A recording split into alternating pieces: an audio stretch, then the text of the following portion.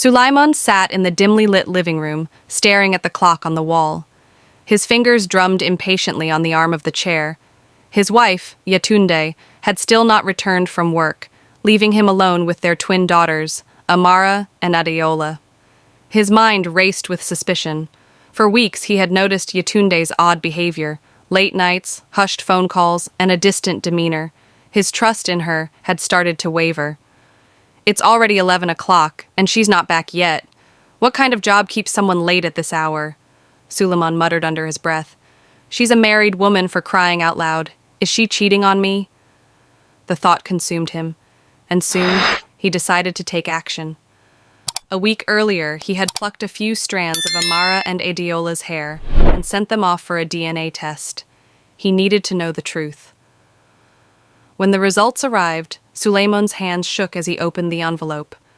The words on the report sent a wave of anger through him. Not a biological match, they're not mine, he whispered, his voice trembling with fury. After everything I've done for her, for them. He clenched the paper in his fist, his mind spiraling into darkness. Yetunde had betrayed him, and he vowed to make her pay. But he wouldn't start with her, he would start with the twins. It was a quiet night when Suleiman first entered the twins' room. Amara and Adeola were fast asleep, their breaths even and peaceful. Suleiman stood by the door for a moment, his face cold, before stepping inside and softly closing the door behind him. "Wake up," he whispered, tapping both of them gently. Amara stirred first, blinking up at him in confusion. "Daddy, what's wrong?" "Shut up and listen," Suleiman snapped, his voice low and threatening. "If either of you say a word about this, I'll kill you both. Do you hear me?" Amara and Adeola exchanged terrified glances, their small bodies trembling. They didn't understand why their father was acting this way, but the menace in his tone silenced them. He pinned them one by one to the bed as they cried out, "Dad, please stop, it hurts!" Suleiman's visits became a nightmare. Each night, after Yetunde left for her night shift, Amara and Adeola would lie awake, hoping that their father would stop coming to abuse them. One evening, after Suleiman had left their room, Amara sat up in bed, her face streaked with tears. She looked at Adeola, who was curled up at the edge of the bed, crying quietly. "We can't let this keep happening," Amara whispered. "What can we do?" Adeola replied, her voice shaking. "He said he'd kill us." Amara's jaw tightened. "We record him. We need proof. Maybe Mama will believe us if we show her." The next day, Amara found an old phone in her mother's drawer. That night, when Suleiman came into their room, Amara secretly pressed record, capturing the horrifying sounds of what they went through in their father's hands. The twins endured days of torment before Amara finally decided enough was enough. One morning, after Suleiman had gone to work, she turned to Adeola. "We're telling Mama today," she said firmly. Adeola hesitated, fear written all over her face. "What if he finds out? What if he hurts us?" "We can't stay silent anymore," Amara insisted. When Yetunde returned from her night shift, she found her daughters waiting for her in the living room. "Mama, we need to talk," Amara said, her voice trembling.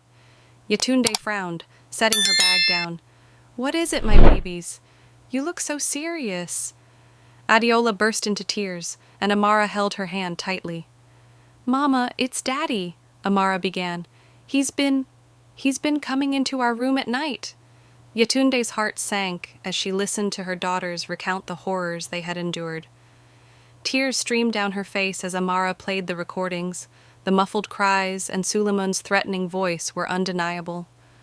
No, this can't be," Yetunde whispered, covering her mouth in shock. That evening, Yetunde waited for Suleiman to come home. The moment he walked through the door, she confronted him, her face flushed with anger.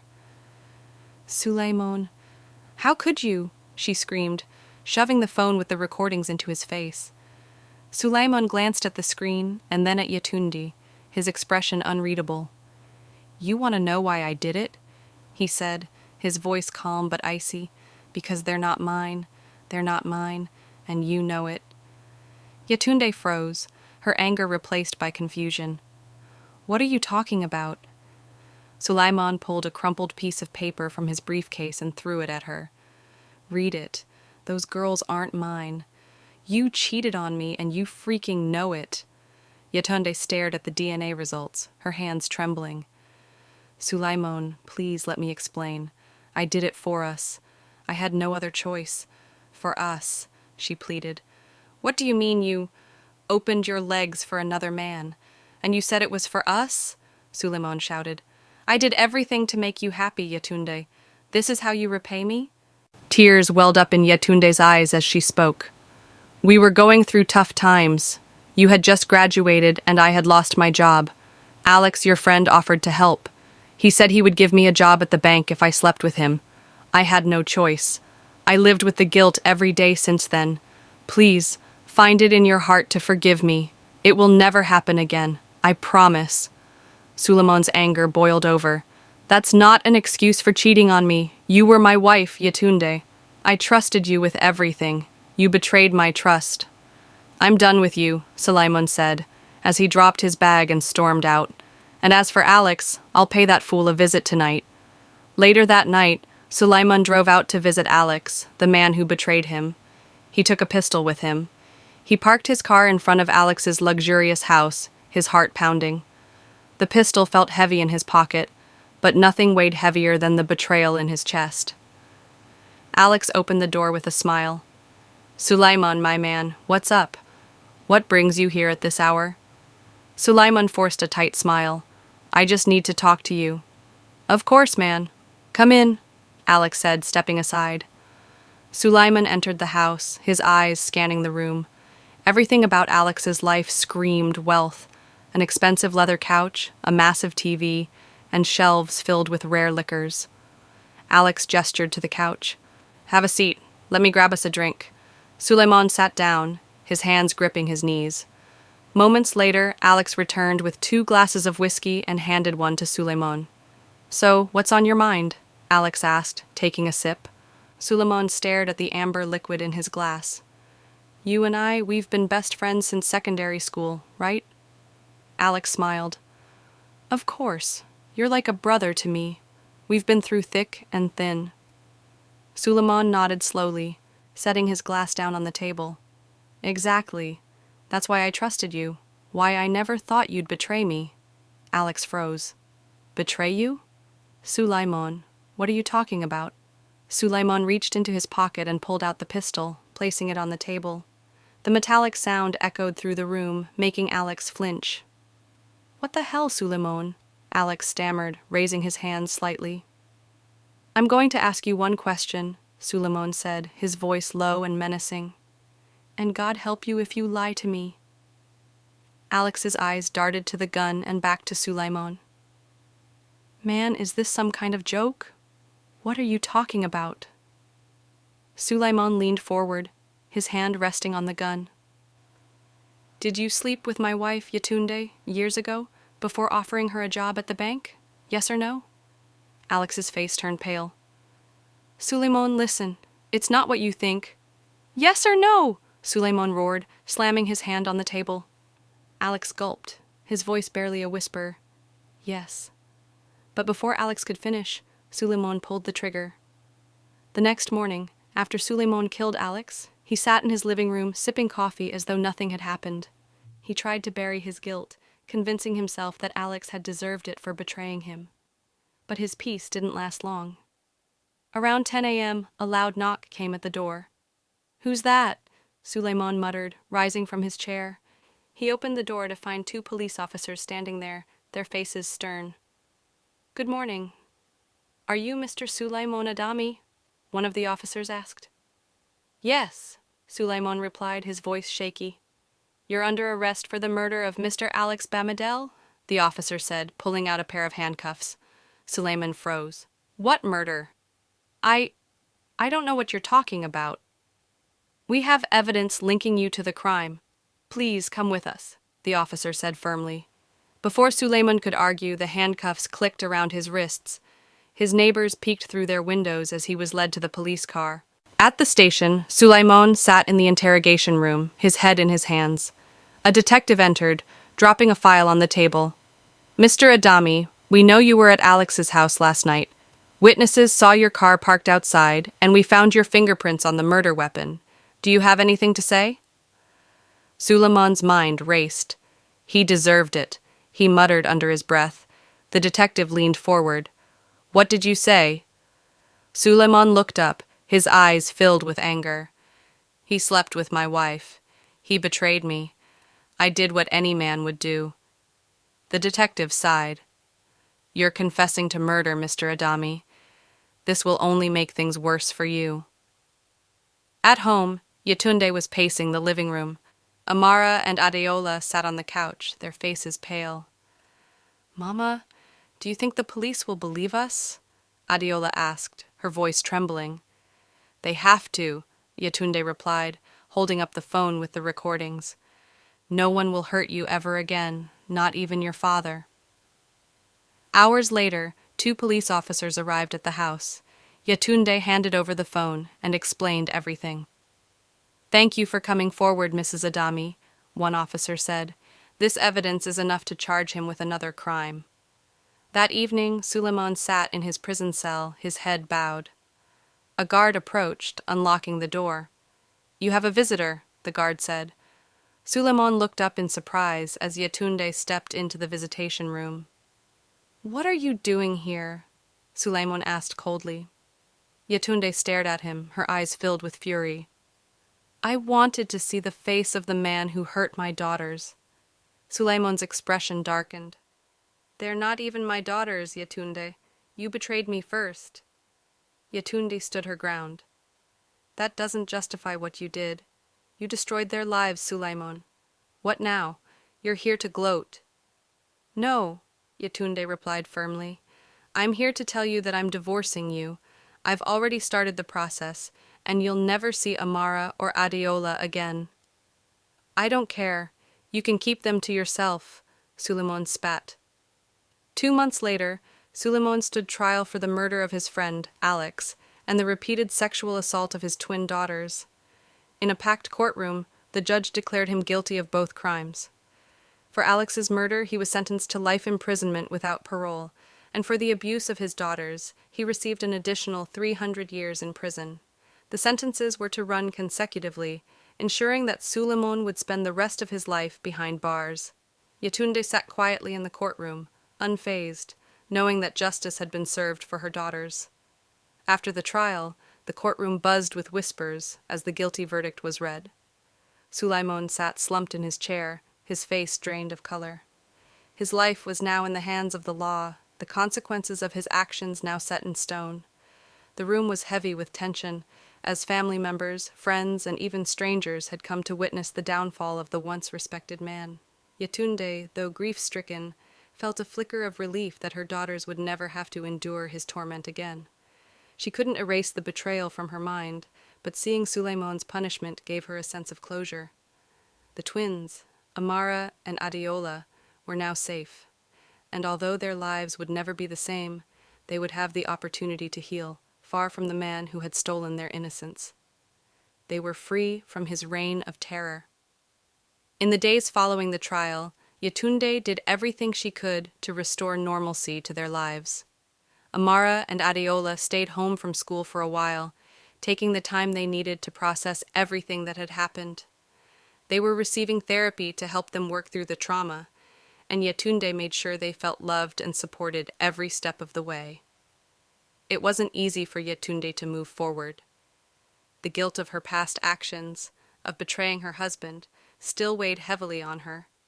She had hoped the truth would never come out, but now it had, and the consequences had destroyed everything she had tried to build. Yetunde had been naive to believe she could keep such a deep secret hidden forever. The affair with Alex, the man who had used her desperation for a job as leverage, had cost her everything, but it had also led to the salvation of her daughters, though it came at an unimaginable cost. Suleiman's life in prison was far from peaceful. The moment he was locked behind bars, he realized the true consequences of his decisions. The life he had taken in a moment of rage could never be reclaimed, and neither could the trust he had broken with his family. As he sat alone in his cell, the weight of his crimes settled on him, suffocating him with guilt and regret. The truth was, Suleiman had lost everything. His family, his friends, and his own integrity had all been shattered. Here's an additional 1,200 characters to continue the story. Time moved on, and the scars that lingered in the Adami household slowly began to heal. Yetunde had become more than just a mother. She had become a pillar of strength for Amara and Adiola. They had witnessed the darkest side of their father, and yet they managed to find the courage to move forward. They no longer feared the night. They no longer trembled at their father's footsteps. Yetunde had made sure of that. The girls returned to school, though they carried the weight of the past with them. Yetunde ensured that they were surrounded by caring professionals who could help them navigate the complex emotions they still faced. The trauma they had endured was not something that could simply vanish, but it was something they could learn to cope with. Yetunde focused on rebuilding her career. She sought a fresh start, working harder than ever to provide for her family. As the days passed, her determination grew. She wasn't going to let the past define them. She refused to be paralyzed by guilt or regret. With every success, however small, she proved to herself and her daughters that they could overcome even the most devastating challenges. Yetunde knew that no matter how hard she tried, she would never be able to undo the damage Suleiman had caused. But in her heart, she found peace, knowing that her daughters would grow up free from fear and filled with hope for the future. The road ahead was still long, but it was theirs to walk, together. Months following Suleiman's conviction were difficult for Yetunde and the twins. Though the weight of his betrayal still loomed over them, a sense of justice brought a glimmer of peace. Suleiman was behind bars, and he would never harm Amara and Adiola again. Yetunde worked hard to restore a sense of normalcy to their lives, but the scars of the past would always remain. Amara and Adiola were resilient, though their spirits had been shattered. They were enrolled in therapy, and Yetunde made sure they had all the love and support they needed. But deep down, she knew their healing would be a long and complicated process. Every day was a step forward, but the journey was far from easy. Though Yetunde was relieved to know her daughters were safe, the guilt of her past decisions haunted her. The affair with Alex, born out of desperation for a job, was something she could never fully justify. Yetunde had thought she could keep it a secret, thinking she could avoid the consequences of her actions. But secrets have a way of coming to light, and it was only when her life crumbled that she realized how costly her choices had been. The shame she felt about what she had done to her marriage was heavy, but now she had the weight of knowing how much it had affected her children. She had betrayed Suleiman, and now, in the end, he had betrayed them all. But Yetunde vowed to focus on the present, on her daughters, and not to let her past mistakes define the future. As the days passed, Yetunde grew stronger. She learned to forgive herself, though it wasn't easy. She realized that to move forward, she had to confront her past head-on and accept the consequences of her actions. She had lost the man she once loved, but her children were her priority, and she would stop at nothing to ensure their well-being. Suleiman, on the other hand, was living out the consequences of his violence and betrayal in prison. The reality of his situation was more painful than anything he had experienced before. As he sat in his cell, he had time to reflect on the man he had become and the damage he had inflicted on the people he was supposed to love and protect. The rage that had consumed him in the past seemed so insignificant now, but it had cost him everything. Even as Suleiman's body sat behind bars, his mind still twisted with resentment and regret. He tried to justify his actions to himself, but deep down he knew that no excuse could erase the pain he had caused. His family was gone, and he was left with nothing but his own guilt. Yetunde, however, had begun to rebuild. She was no longer the woman who had stood by Suleiman's side through thick and thin. She had grown stronger, more determined, and had learned to rely on herself and her daughters. They would never live in fear again. Yetunde had promised them that, and she would see it through, no matter the cost. Though healing was still a distant goal, Yetunde's resolve to protect her daughters never wavered. Together they began to face the future with hope, no longer bound by the chains of the past. The road ahead would be difficult, but with love as their guiding light, they knew they could overcome anything.